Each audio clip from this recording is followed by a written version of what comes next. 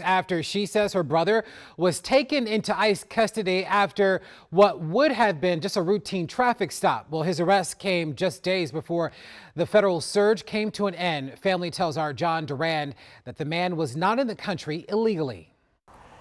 Monday night, 40-year-old Herson Lopez was stopped by police at this intersection of 13th and Farragut Streets Northwest.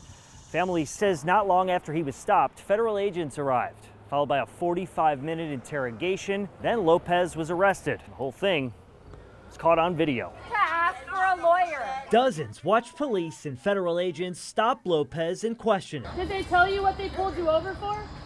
His sister, Estrella Lopez, says officers claimed he failed to stop him at this intersection. She says Herson and his family have been in the country 6 years. The agents just kept asking, what's your status? And are you here legally?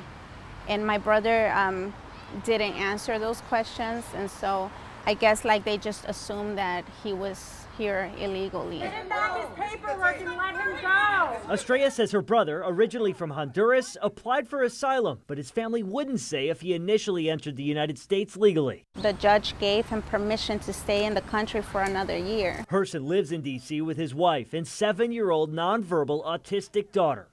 Both were in the car Monday night. There's a little kid, an autistic kid in the back of that car that you're traumatized. She's been crying. She's been waking up in the middle of the night, not eating properly because she just doesn't have an appetite. Estrella says her brother is currently being held at a jail in the Richmond area. He can describe it as a freezer.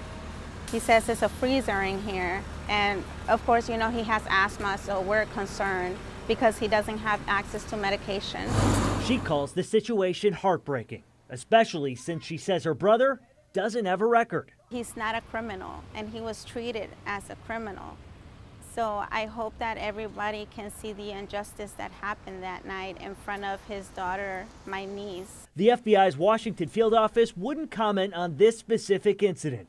We also reached out to ICE and Customs and Border Protection for comment on Lopez's arrest, but have not heard back. In D.C., John Duran, WUSA 9.